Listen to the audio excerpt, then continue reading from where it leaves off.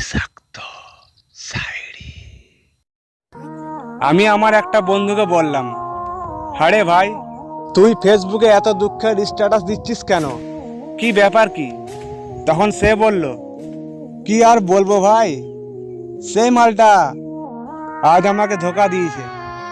আমি বললাম, আরে ভাই, কোন মালটা কথা বলছিস, একটুকু খুলে বল না। তখন সে বলল, আমার বউটা আগে ভালো ছিল, এখন 12 ভাতারি হয়ে গেছে, তাই সেই দুঃখে ফেসবুকে একটা দুঃখের স্ট্যাটাস দিলাম। আমি বললাম, দেখ ভাই, এত দুঃখের স্ট্যাটাস দিয়ে কোনো লাভ নেই। যে দুঃখ দিয়েছে তার পাছায় গিয়ে দুটো লাথি মার, দেখবি বাল সব দুঃখ চলে গেছে।